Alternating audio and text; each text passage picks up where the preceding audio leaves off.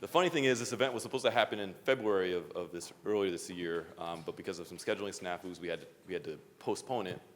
And who knew that the decision would come down just yesterday? So I'm really excited excited to hear from all these folks who are deeply involved in the work that both in the case itself and that led up to the case. And so without any further ado, I will turn it over to Deborah Archer, the Center's faculty co-director, to kick off the conversation. And please enjoy. You can tweet hashtag RaceNYU, or follow us on Twitter at RaceNYU, and please enjoy. Hello, everyone. I think that Vincent basically said everything that there is to say for the introduction, but I will say again, thank you all for coming to join us for this really important conversation. In many ways, it feels like a conversation that we've had before, several times before. Over the last 40 years, the Supreme Court has repeatedly held that race-conscious admissions programs are constitutional and has recognized that there are substantial benefits that flow to individual students, to universities, and to the society at large. But here we are again, facing a new wave of challenges to take down programs that universities that are engaged in the ongoing project of making sure that our college campuses are diverse and inclusive and represent equity are engaged in. And as Vincent said yesterday, was a decision in the most recent case, the challenge against Harvard's admissions program. And to help us talk about what in many ways feels like a war of attrition, again, where there is just wave after wave of challenges to hollow out the Supreme Court ruling, we have this amazing panel of experts who have been engaged in these issues for a really long time to explore the opinion from yesterday, some of the larger questions and issues around affirmative action, but also to discuss how this conversation about affirmative action might impact anti-discrimination law more broadly. So first we have right next to me Anurima Raghavan. She is the founder and president of Anthem of Us, a strategic advisory firm promoting dignity and justice in the building of our schools and communities. For 6 years, she served as the chief of the Educational Opportunities Section of the Civil Rights Division at the U.S. Department of Justice. And prior to joining DOJ, she was counsel and director of the education practice at the NAACP Legal Defense Fund. And she told me it's very, very important for you all to remember that she is up here representing Southside Chicago. So if there's anybody from Chicago up here, Anurima wants to talk to you afterwards. Next, we have Jen Healy, and she's the Senior Deputy Director of Litigation at the NAACP Legal Defense and Educational Fund, where she supervises LDF's education and criminal justice litigation.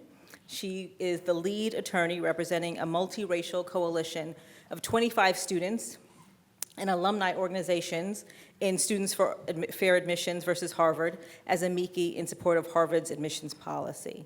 And then last but not least, we have Julie Park. She is an associate professor of education at the University of Maryland, College Park.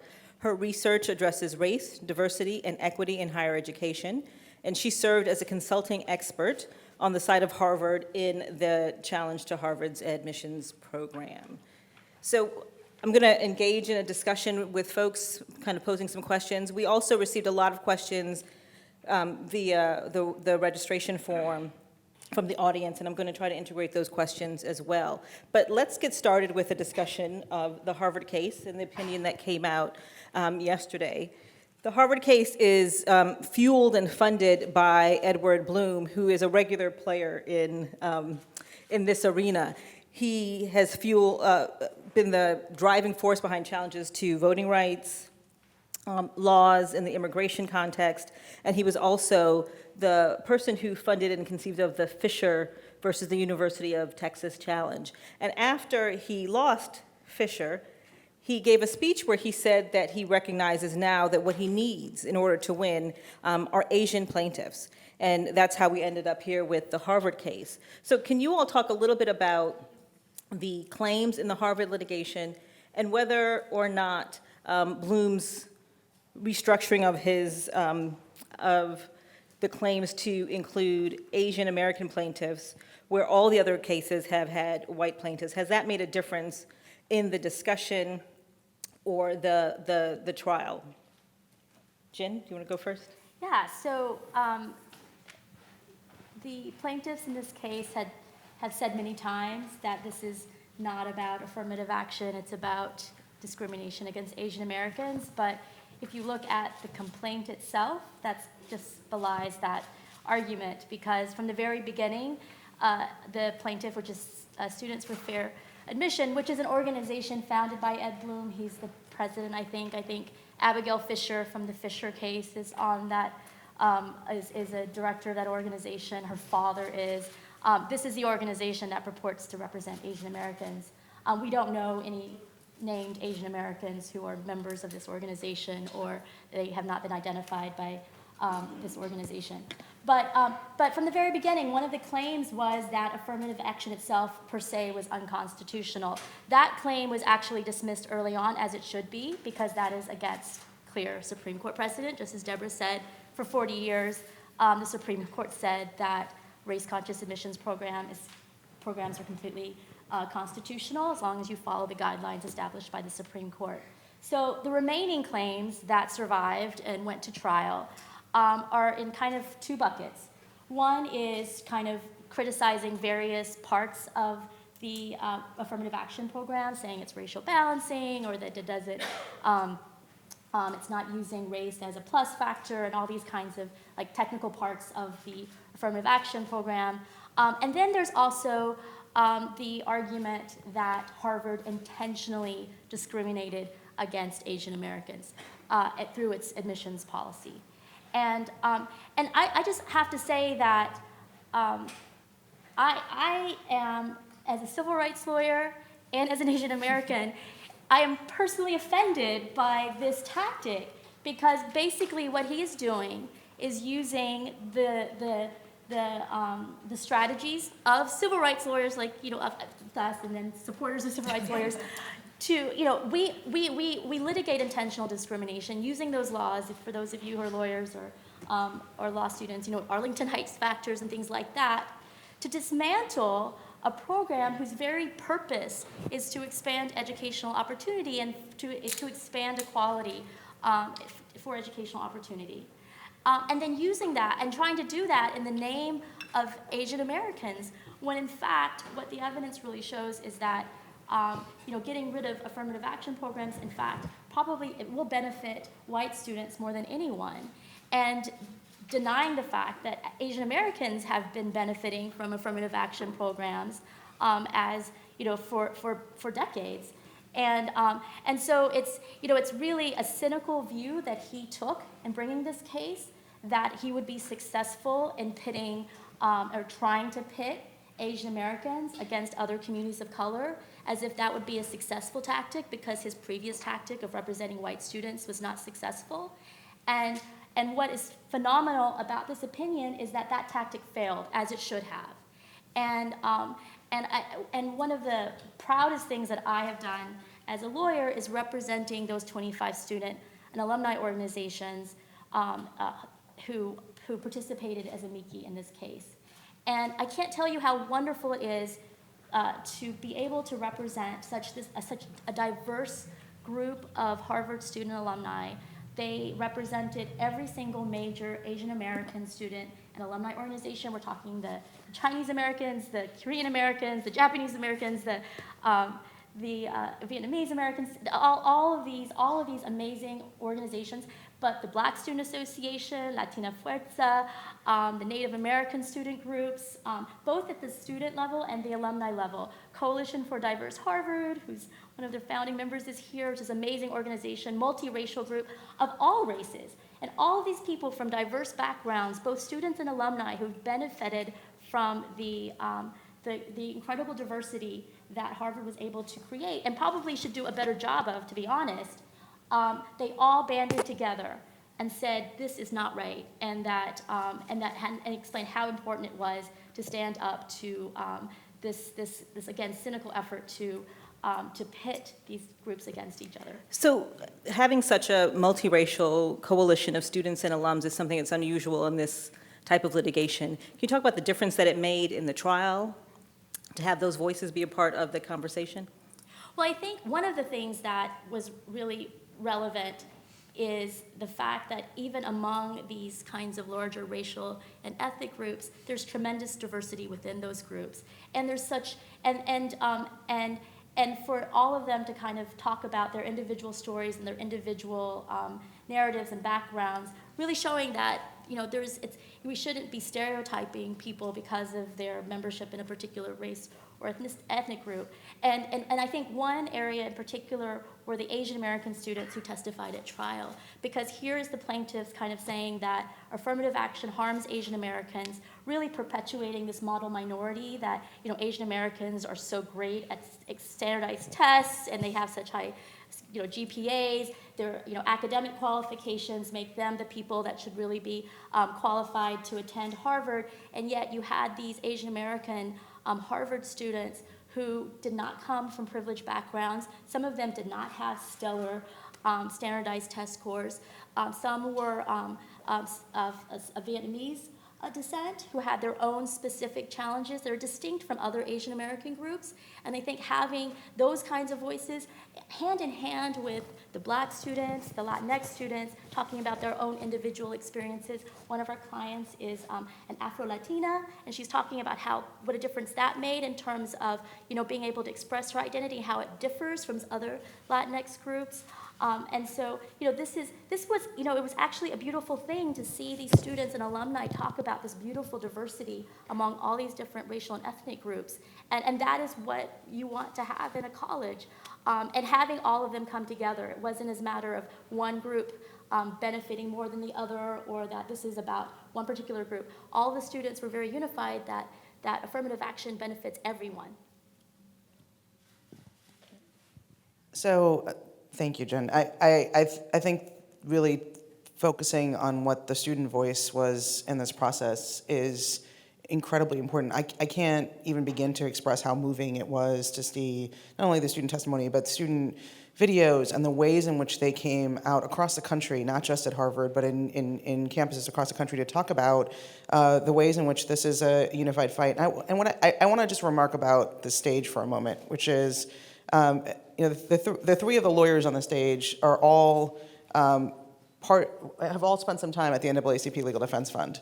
And I think one of the things that we're at a law school, so one of the things I want to remark upon is the fact that the civil rights movement itself, and who's part of civil rights organizations, and the lawyers who are part of this case are themselves from a variety of racial and ethnic backgrounds. And we are testament to what it means to actually have had, been educated in diverse environments, right? And so Jin directs litigation at the Legal Defense Fund now, and we didn't have to go find people who were going to speak about the ways in which not only Asian American students, African American students, Latinx students, the ways in which we have come together across this country to fight some of the battles that we're fighting right now. I think they underestimated the fact that they could come out with a divide and conquer, with a white supremacist approach to this, and that somehow or another they wouldn't have the kind of community that I think has responded. And for someone who has not been part of this litigation for a number of reasons, it has been remarkable to me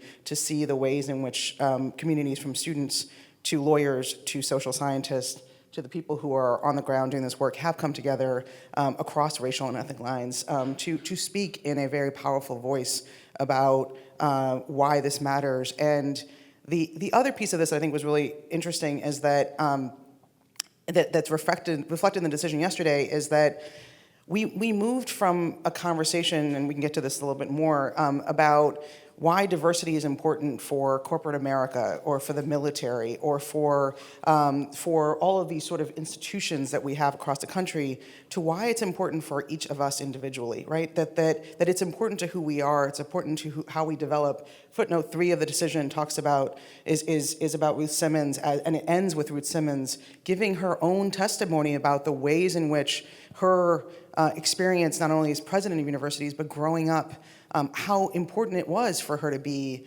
in various different rooms, what it opened up for her, the conversations, and the ways in which it impacts how we operate with one another in a time where we're seeing hate and segregation and racial isolation so much in this country. And so I think that's one of the most powerful parts of the story of this case, and the story and the way in which we're talking about this right now, which is, what does it say about who we are and how we are with one another and what community we're a part of, as opposed to what it can do for, various institutions in our country. Absolutely. I think the voices of the students were incredibly important. And if you read the opinion, which I crammed in 130 or so pages last night, I was trying to prepare, it's a great read, I gotta say. It's interesting. There's, some stats thrown in, different avenues. 80 pages of stats. I know, there's a lot of stats. But explained largely in lay people's language. Yeah, but you can tell very much so that the voices of the students made a deep impact, I think, on the judge, and really, being able to. One of my favorite parts is towards the end, where she talks about it would be an undue burden on Asian American students and other students to not allow them to be able to talk about their race, ethnicity, and she goes on in this very eloquent manner, I think, and specifically references the Asian American students who testified in the course in the case, and just really, as. This case was very much a battle of the experts, right? The statisticians, economists who really waged their numbers, and there's a lot of detail, right? And I was surprised the level of, surprised the level of detail that, the judge weighed in understanding how the analysis is different. But at the end of the day, you could tell that I thought she took that into consideration, but then she also balanced it with, right, the understanding of how is this impacting students' lives, right? What is how is it playing out on the ground? And she really struck that balance nicely. To go back to your original question, Deborah, I think about what was different, right, about Ed Bloom deciding to take up Asian Americans. And it's funny because I think, I don't know about you, Jinhee, or others on the panel too, I thought it was, it took them, I was sort of surprised, it actually took the anti-affirmative action movement a pretty long time to finally think of recruiting Asian American plaintiffs. And when they did, it was really terrible, right, for multiple reasons. But I don't know if it was just like, we were, here all along, right? We weren't hiding, we were here out in the open. And unfortunately, some of the profiles, right, that were raised in the original complaint, right, they're very compelling on face value. If you just read kind of the bare bone resumes, the student got like a 1550 and they volunteered for NPR and they read to the elderly, and aren't those great things? How could they get rejected from Harvard, right? And of course, there's so much context, right, that's not included, right? The fact that, this was a National Merit Scholar, but there are about 15,000 of those a year.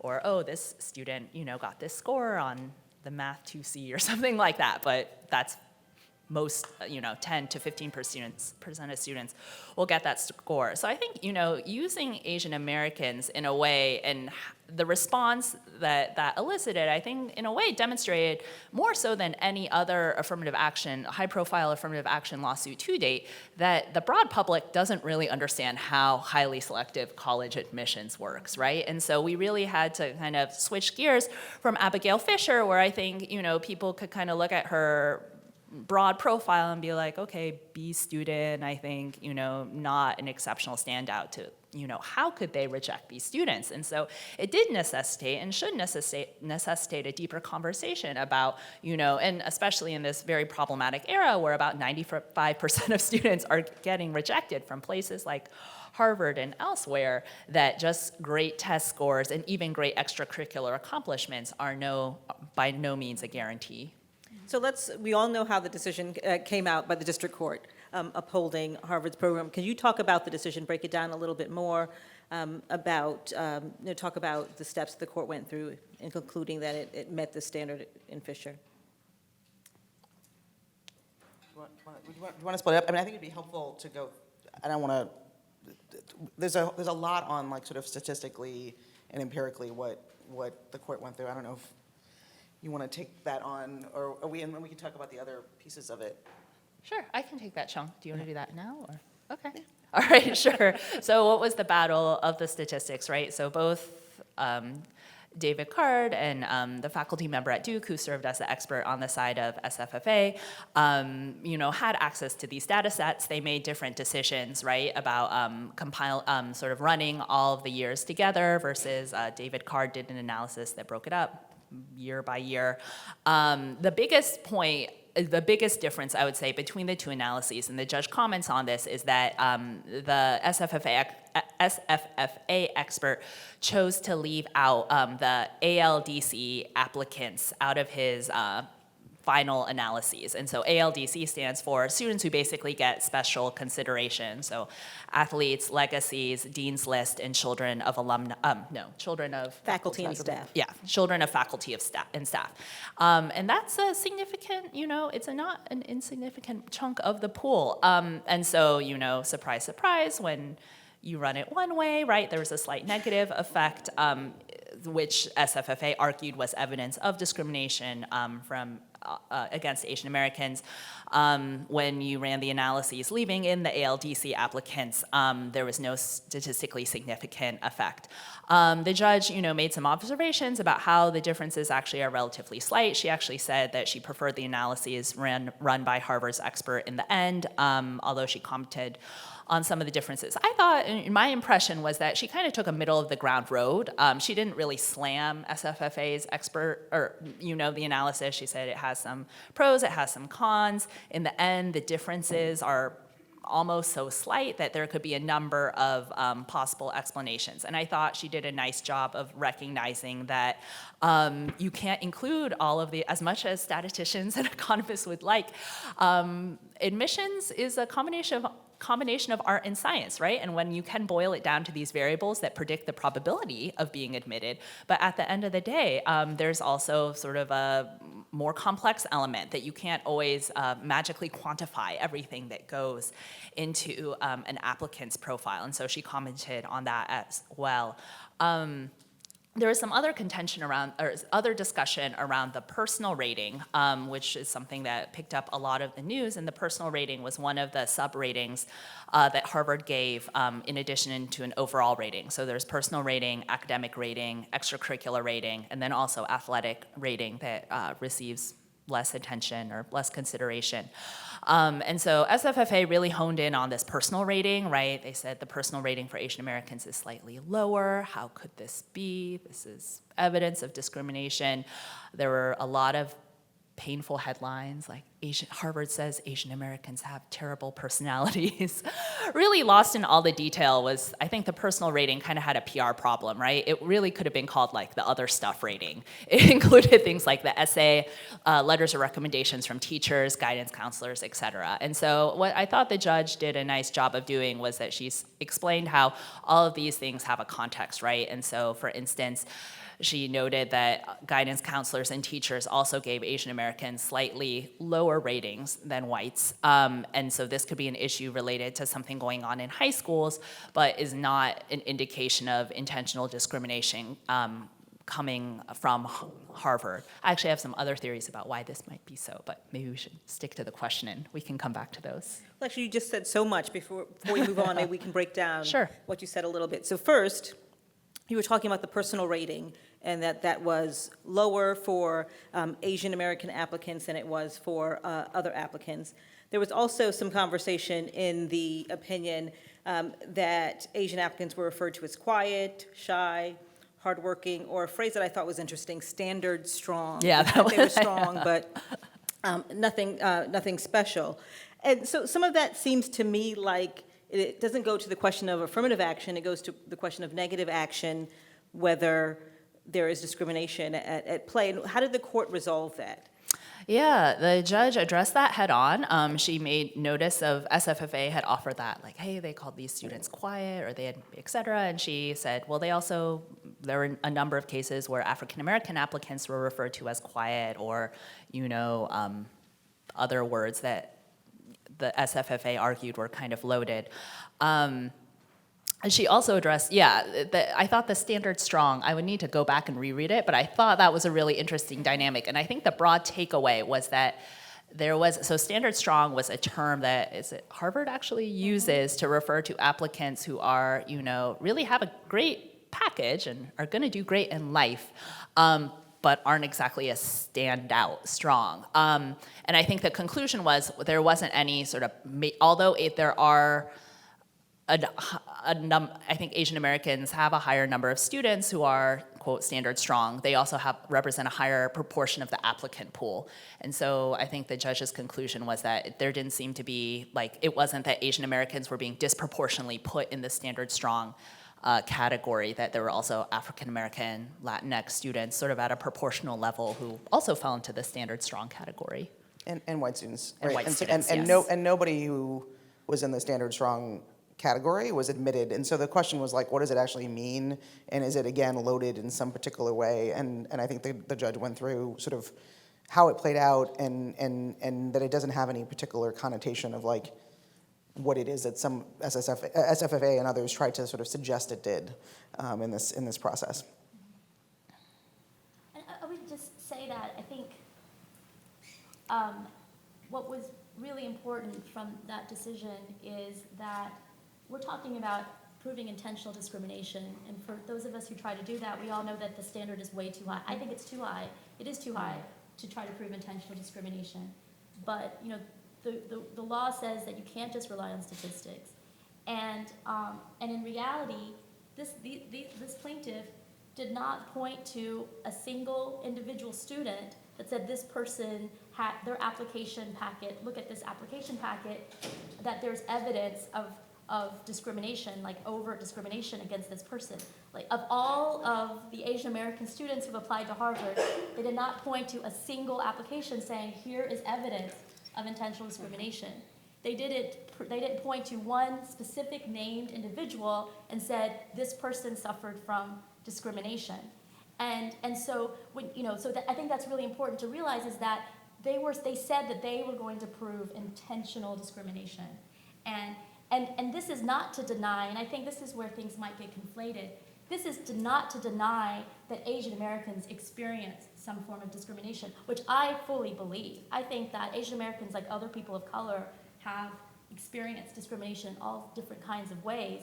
And it's not to say that people may have some sort of biases or stereotypes of Asian Americans, which they do also of Latinx and Black students and Native American students as well. This isn't limited to just Asian American students. But to say that Harvard is intentionally discriminating against Asian American students by excluding them from admission to Harvard through their admissions policy, I mean, they're intentionally keeping Asian American students outside of Harvard because of their race, that was absolutely not proven. I think that the decision showed that through, you know, and the court went through all the different arguments that the plaintiff made. And showed that they just they didn't meet that burden at all.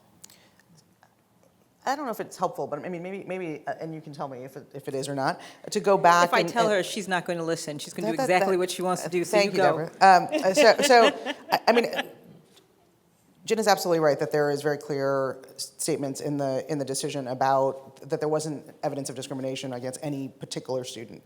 The standard that has evolved over time that many of you may be so deeply familiar with and that we have talked about for years now and has gone back up to the Supreme Court multiple times, but I'm going to do it for really quickly, is in the context of higher education and to a slightly different degree in the context of K through 12 schools, the question of how it is that we actually look at how race can come into account is whether or not there's a compelling interest, and that is, you know, in this particular case, in promoting student body diversity, and that has been reaffirmed by the court multiple times. And what we don't see in this decision, I think, is right, is that like we're not going back to that conversation in great detail, right? So it's sort of we've gone there, we've had that conversation, and this decision was really looking at a more specific question, which is the second part of this test of strict scrutiny under the 14th Amendment and Title VI,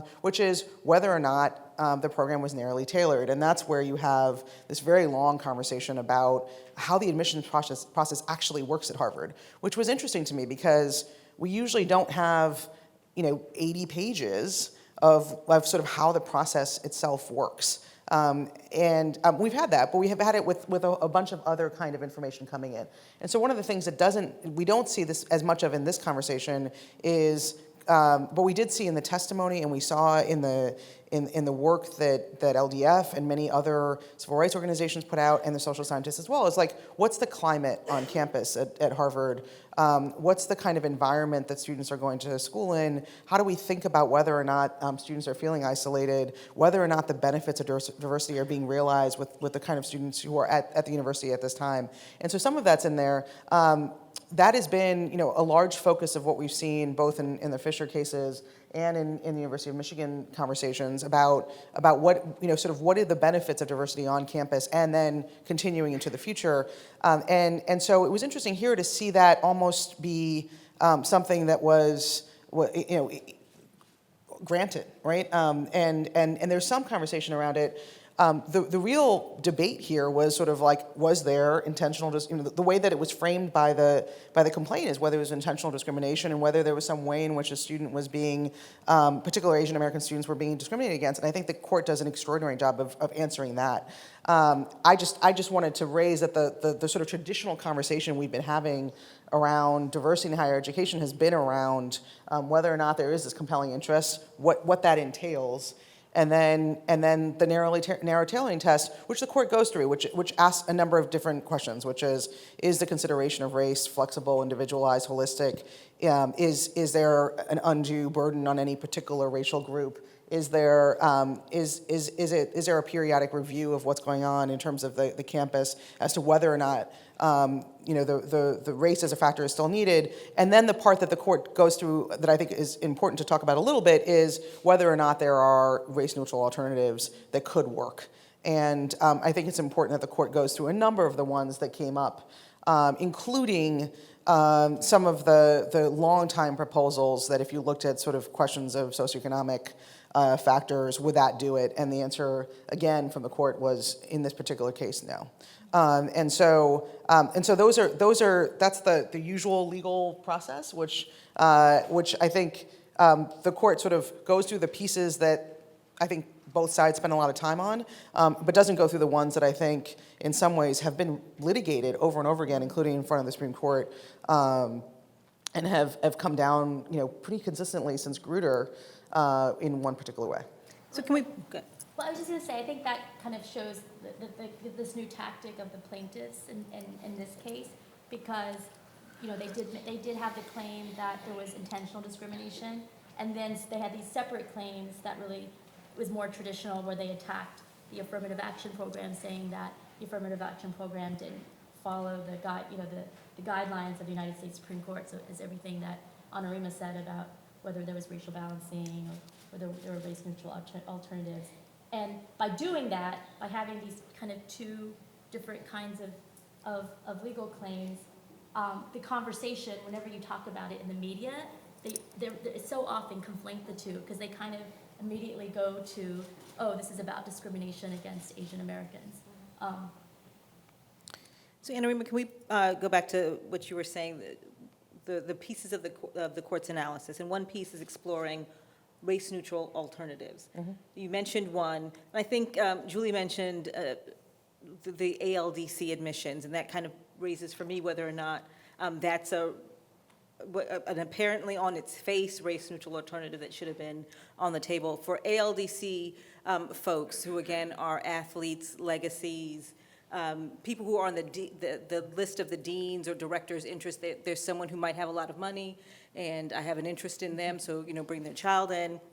And then the children of faculty and staff, they're 30% of the class at Harvard, and predominantly white. And so it raises for me a question of, one, what does that say about how we define merit?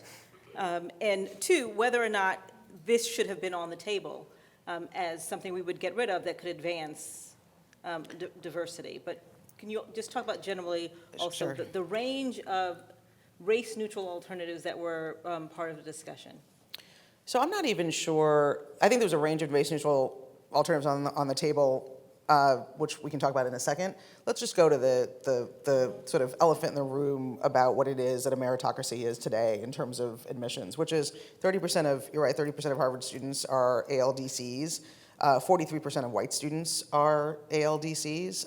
And so we're talking about, this generational privilege that is getting, and that of wealth, not necessarily of income, but the generational privilege that is baked into the system and has been for, most of modern times. And so if one of the things that's the tactics that the court actually goes through with regards to the two experts in terms of admissions is that the expert for the plaintiffs here wanted to take the ALDCs off the table entirely, which doesn't really actually make any sense, right? Because the ALDCs, if you look at there's all these issues here of how do we play the divide and conquer blame game, right? Which is if we play the divide and conquer blame game as it's Asian American students versus African American and Latinx students versus or who's actually being privileged in this system. And so part of the conversation the court wanted to have is, and doesn't have it as explicitly as I would have wanted the court to have it, which is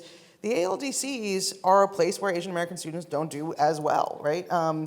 Nor do any other students of color, nor do any students who are socioeconomically not as privileged, right? And so if we want to look at the places in which, we've talked about this over and over again, and there's been tons of articles in the context of, and conversations in the context of this decision that talk about, and Varsity Blues, opened up this conversation as well in terms of the amount of money that's going into the very objective factors that people talk about, whether it be SATs or the kind of activities that people get to be a part of. But when you look at this in terms of even who's able to go, I spent day 2 of Harvard's, when Harvard students came to campus in August, I was there on day 2 to do a service day. And I did my service day with a bunch of students who were student athletes. And they played stuff that I'm on the south side of Chicago, you knew it was gonna come in. I never had a chance to play, which is squash, golf, lacrosse. I mean, this was literally everybody there was 40 students with me and they were all part of those sports teams, right? And so I think there's there's ways in which we can talk about many, many different examples of the ways in which privileges are baked into that 30%. And to somehow take that off the table and not recognize explicitly the ways in which that is such a factor in who's actually being able to get in, and the racial composition, ethnic composition of who's there, was something the court called out. And I think that we all should, again, raise that question. Now, what the court said generally is that Harvard has an interest in having people who have money, who are alumni, making them feel like they have, that their children will have a chance to be to come to Harvard as well. They have a financial and other interest in that, and sort of acknowledged it and then said it was okay. I would just challenge everyone to continue to say that this is not okay as a way in which we think about admissions and the very small set of admissions to highly selective institutions around the country.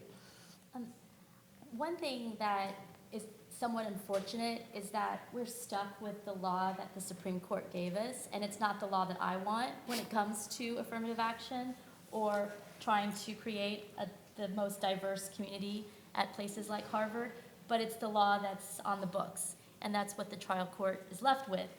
And what the law says is that, and this is part of the narrowly tailoring, so those of you who law school, this is strict scrutiny. A part of narrowly tailoring is that if there is a race-neutral alternative that would achieve the same benefits of diversity, then Harvard should not be using race in its admissions program. So then the question is, okay, is there a race-neutral alternative? One of the race-neutral alternatives offered by the plaintiffs is just getting rid of the ALDC. They say you do that, you don't need to consider race.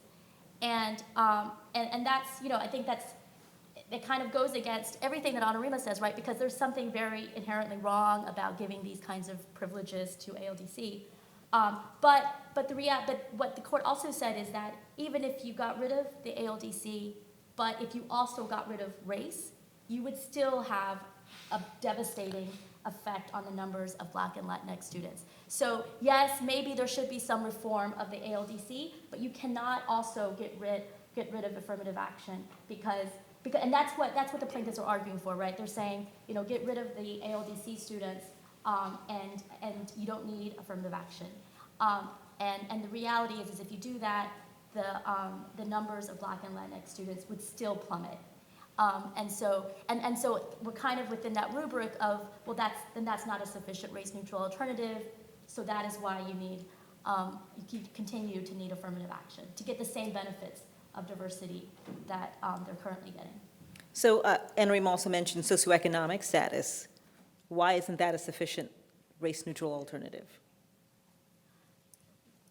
Primarily, yeah, it's counterintuitive, but there are some interesting studies that found that they did simulations with admissions data where when they only took SES into account, they actually got less economic diversity than the simulations where they took both SES and consideration of race into account.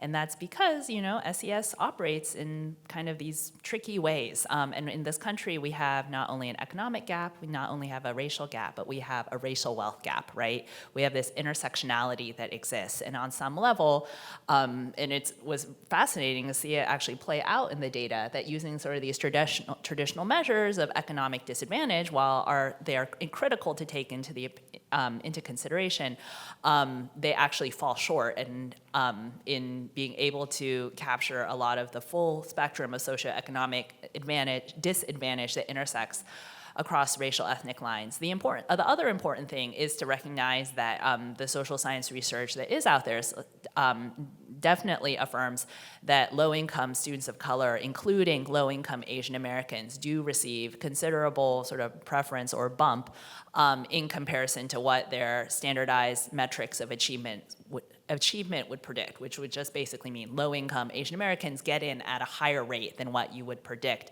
which is another reflection of how, these students might not pop up, right, in an analysis that's only looking at economic disadvantage because low-income whites will outnumber them in the pool. But for low-income Asian Americans and other students of color, really being able to have policies that take both race and class into consideration are critical. I mean, sometimes it's counterintuitive. People don't realize that there are a lot of poor white people, and there are more poor white people than there are poor Black people. And so, in terms of overall numbers, just relying on socioeconomic status really is not.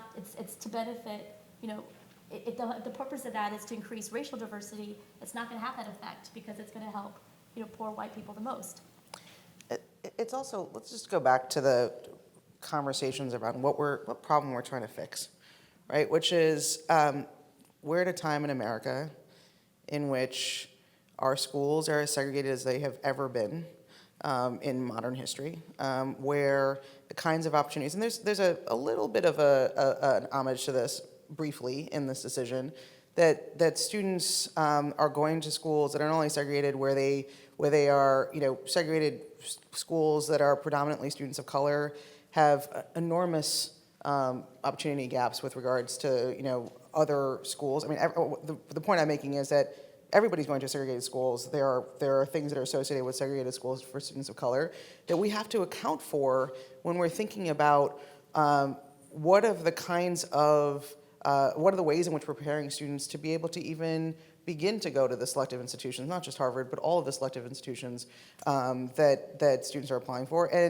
And so in some ways, we've been playing this game since Bakke about whether the rationale for trying to think about race in the context of admissions was to remedy past discrimination or to promote diversity. And in the context of promoting diversity, in Grutter, which I alluded to earlier, there's a whole long conversation about what are the benefits of diversity, not only to students on campus, but also to America as a whole. And now we're in this conversation in which we've had this conversation about the great benefits of diversity to the country and how important that is, and we acknowledge that as a compelling interest. And we're continuing down the path of how do we actually get this diversity?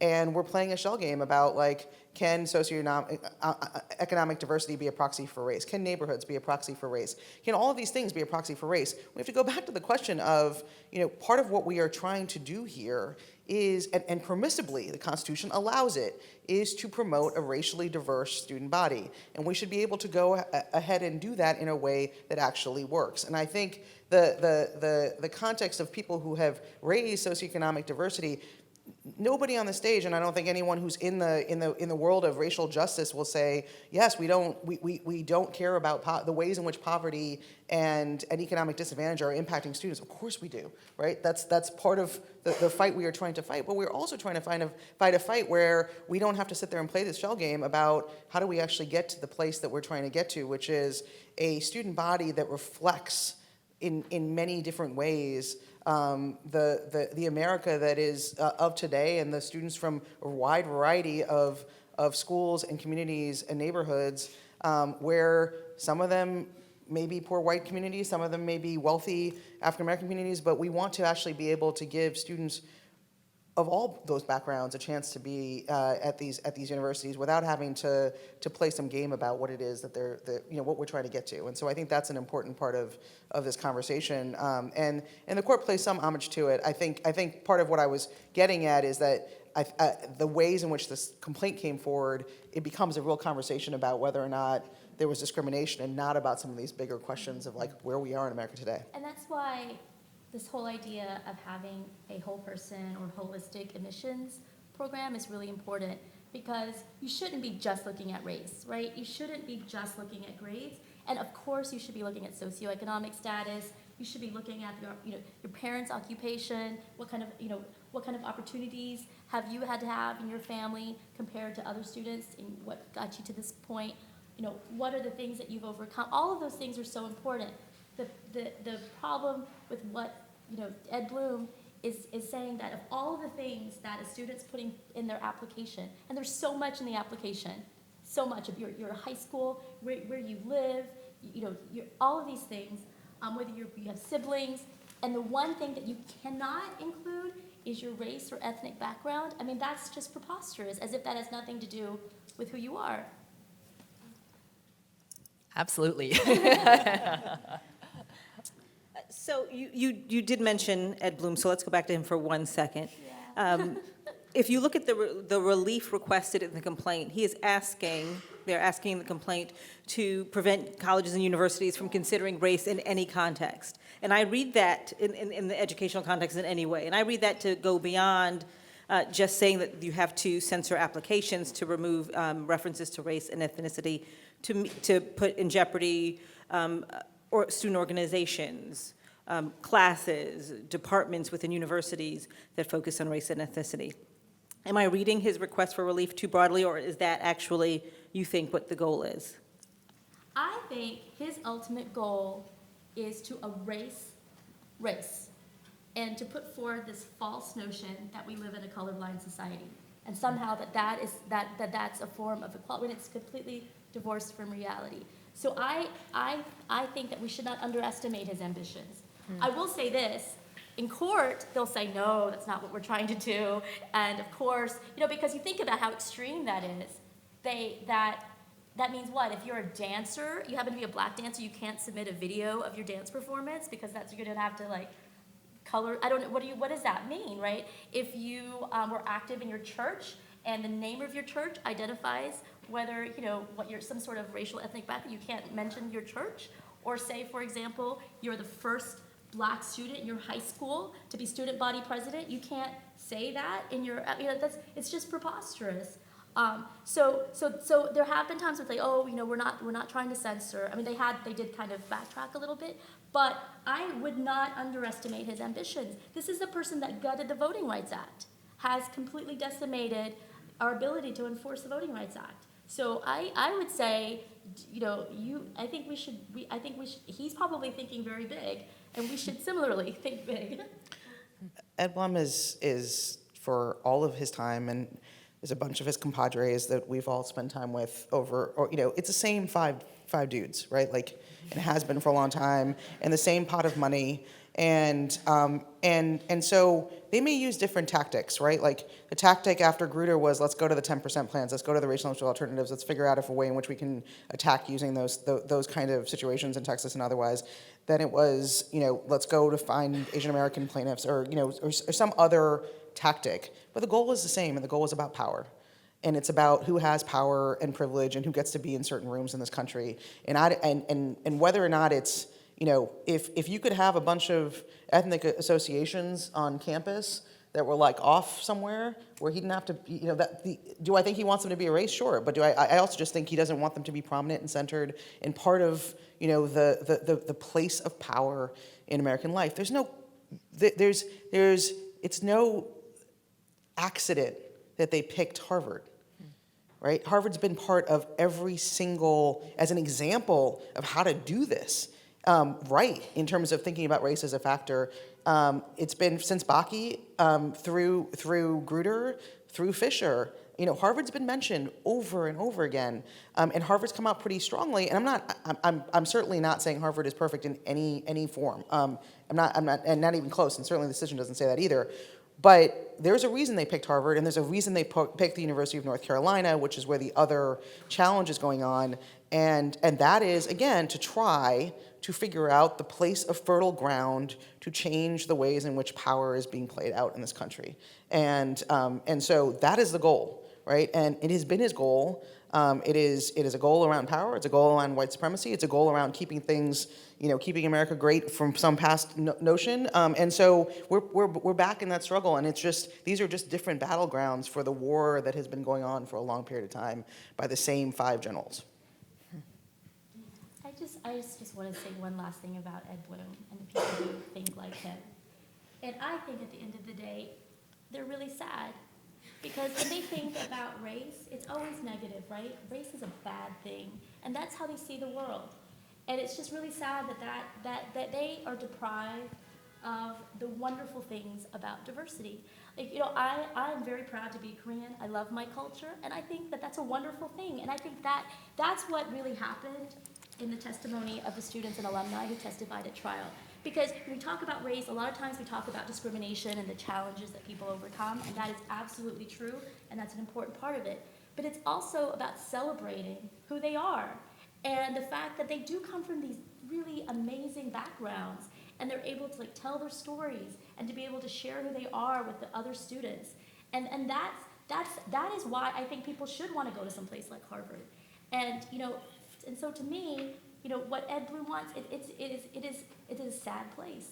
The Harvard that he's trying to create is a sad, bland, very boring, and completely unintellectually vigorous place. And which is why I feel very confident. I mean, I know there's a lot of pessimism about the courts tonight, and rightly so, but I really think at the end of the day, we will prevail. It may take a while, but it cannot be, because there's so much about race that's wonderful. And the more that we kind of embrace that and allow that to kind of blossom and prosper, the better that we'll be as a country. And so I don't want Ed Bloom to have any kind of upper hand. I just want, at the end of the day, he's a sad. So he is sad, but he is strategic. And so it seems like he has a long-term plan. Is there a long-term plan to defend affirmative action, to defend race-conscious admissions? Is there a long-term plan to kind of broaden the way that we view race and view it in a positive way, the way that you've articulated it? And I'm not asking you to divulge deep strategy, but is there a path forward? Well, I think it can't be about affirmative action. I mean, affirmative action has been a fight of attrition. This is something they're trying to take away. We can't be just trying to keep someone from taking something from us. We got to get more. And what Anna Rima said is absolutely true. Our educational system is completely unjust. It's so unequal. It's an absolutely broken system that has deprived so many children of the opportunities that they should have. And that should be our eye on the prize. So is that the goal, to inject that back into the conversation? Because both you and Anna Rima said we are kind of stuck with what the court has said about what a compelling interest is. And the court has focused on diversity in education. But here in the Harvard opinion, Judge Burroughs did say that Harvard needed to be able to use race to remedy some of the inequities that we see in K through 12. Is that an opening to bring back in some of the inequality in K through 12 education, to bring back in some of the larger conversation about the realities of race in America? So it can be. I'm with Jen on this one, which is that to have a conversation about one point in time, right? Which is the moment where someone is applying to a selective educational institution, and just remember that, 90% of people who are going to college, or even more than that, are not even applying to selective institutions. We're all sitting here in these 4-year residential colleges that have selective processes. It's a small, very, very small percentage of people who are going to college at all, right? And then we can talk about people going to college, and then the fact that lots of people don't go to college in this country whatsoever. And so I think this conversation is it's like a narrow slice of a narrow slice. It's one moment in time. And what I think is so incredibly important is that we think about all of the things that lead up to that moment in time, all the ways in which, from early childhood education, which is the most important way, in my mind, the most important intervention we can make in terms of actually trying to change who's actually standing at the door of selective institutions in communities around this country, to what's happening in our public K-12 system, what's happening in terms of our addressing of trauma, and addressing of the kinds of challenges that children are experiencing that are really leading them down the way that we address the school-to-prison pipeline, lots of things that students with disabilities, we could go down the line of all of the things that we need to address before we even get to this door that we're talking about. And we spend way too much time, in my mind, on this particular question and I feel like, again, it's like this marshaling of resources to talk about whether or not students are getting into Harvard, and what we should really use this and use the chance of having a conversation about $500,000 getting someone to USC, like as a way to really talk about all the ways in which there are privileges in the system leading up to that moment, and then let's go into the ways in which what happens afterwards, right? Which is, and I think there have been important strides made on the financial aid front. Financial aid was, and talked about in this decision, but it's also, for most students of color, the real reason why they stay or are able to sustain or themselves in colleges is around financial aid for a long time. And some of the really selective institutions like Harvard have been able to address that in some ways, but not everybody has, right?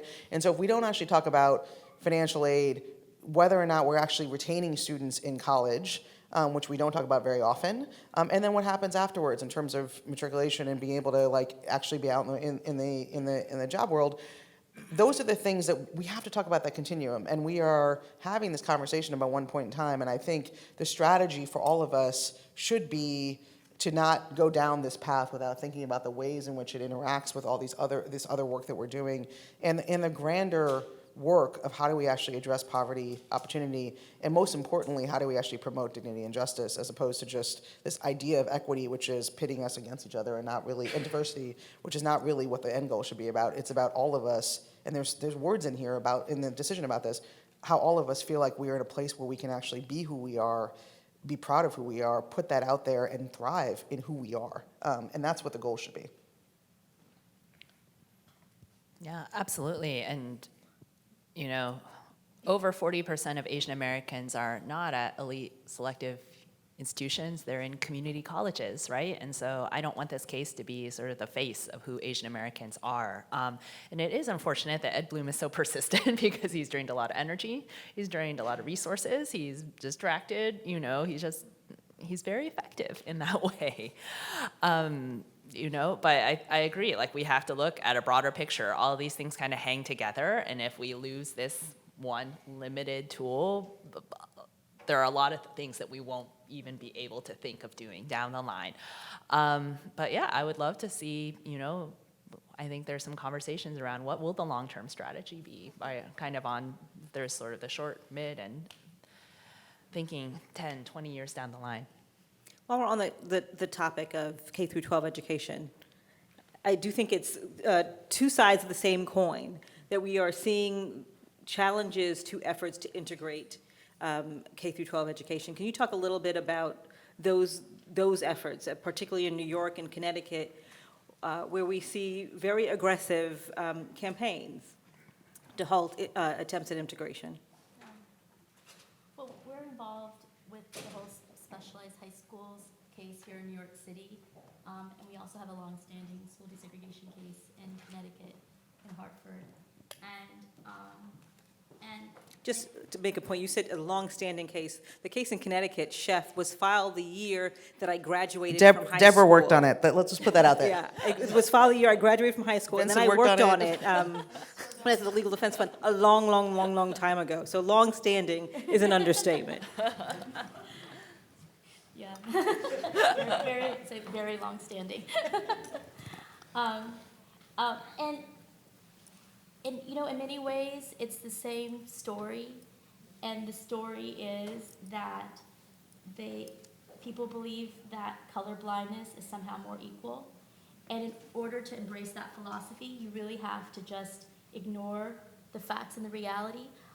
The thing about specialized high schools, and that's a very volatile topic here in New York City, and I think a lot of people have very strong feelings about it. But the way that I see it, the specialized high schools are public high schools paid with taxpayer dollars from New York City residents. And when you have Black and Latinx students making up the majority of the public school population in New York City, and you find out that only a handful are going to be going to schools like Stuyvesant, and this is not a matter of them being qualified or not, because the way that the test operates is just one test, and it's what your score is. It's not a proficiency test. It doesn't mean that you're good at these subjects. It's just what is your score.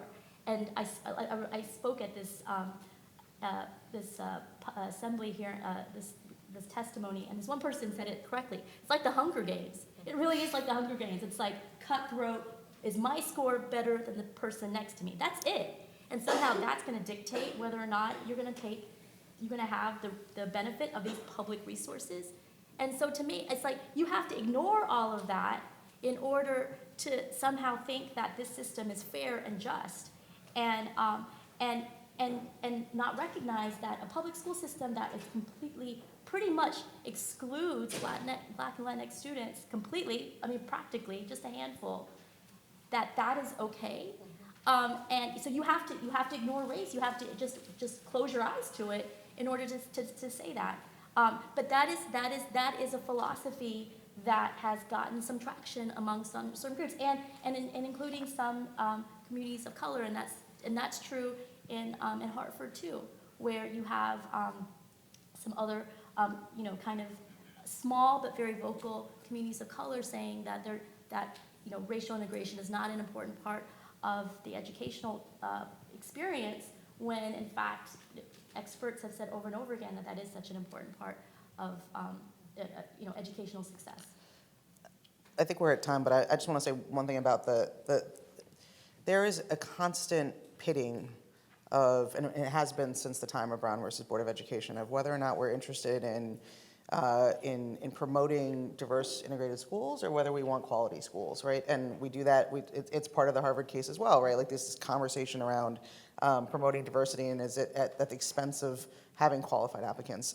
What we know just about sort of that story in America is that our schools after Brown went to a place where they got more and more, there's conscious efforts to address segregation. So in the 1980s, where schools were actually more integrated in a number of different ways, and now they've become more segregated. And when you look at the trajectory of how students are actually doing and how our schools are doing, it follows that in some ways. And so I think it's important for us to recognize that these two things are not, they're not exclusive to one another.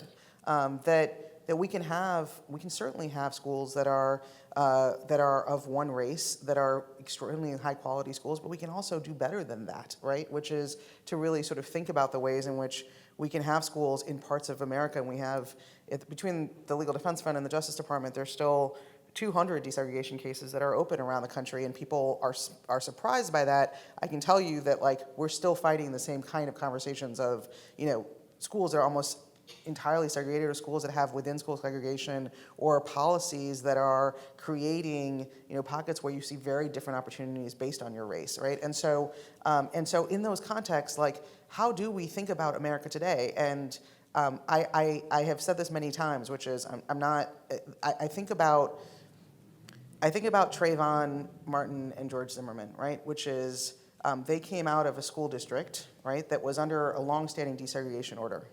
And then that order was lifted, and those schools resegregated, right? And I'm not saying anything about the mental state or anything else about George Zimmerman, but it still strikes me, right?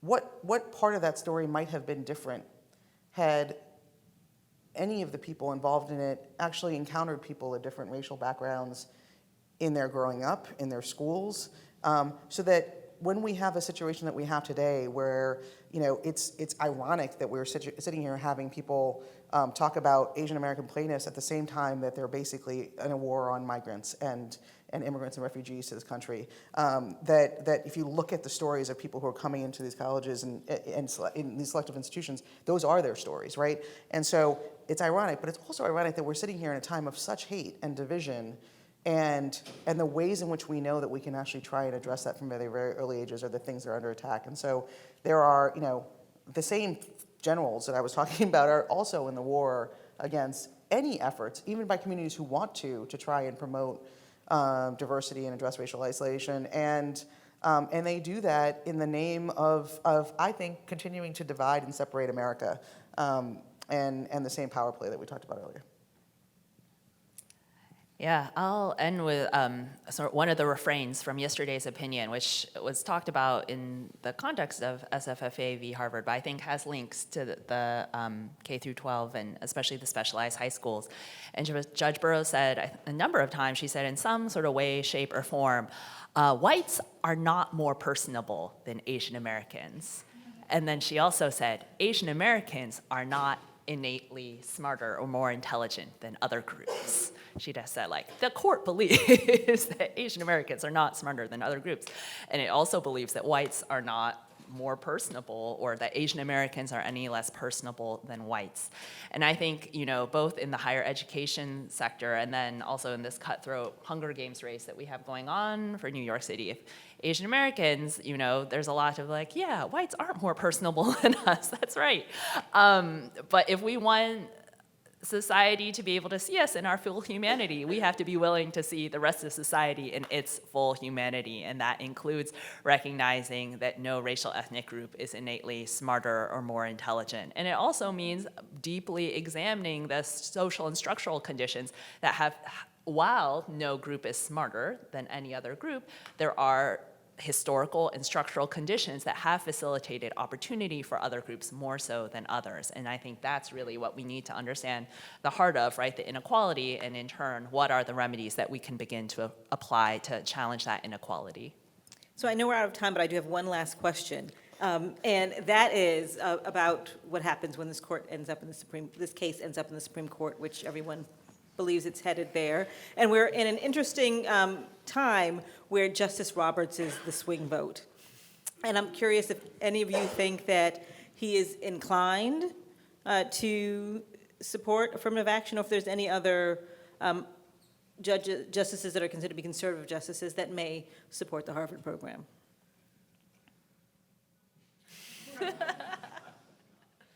Or you can just ignore the question so we can end on a positive note.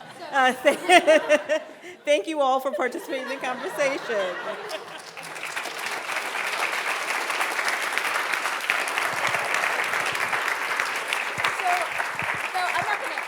I'm going to end on a positive note about Justice Roberts, because I don't want us to be defeatist. Because if we're going to think that we're going to lose in the Supreme Court before we even get to the Supreme Court, then we've already lost. So I think, so here's my hope, is that we had a death penalty case that went to the Supreme Court, and Justice Buckby Davis, Justice Roberts, wrote the majority opinion. And in that majority opinion, it's a very complicated case, I won't go into details, but here's what he said. He recognized the inherent stereotype of black criminality. He said that. He said that there is this ongoing, persistent stereotype between blackness and criminality, which, we all know that's to be true, but that's not something that you would expect Justice Roberts to say. And so what I'm saying is that, he may say something that we don't expect him to say. And I think we cannot lose before we get there, because we will already have lost, is what I'm saying. So.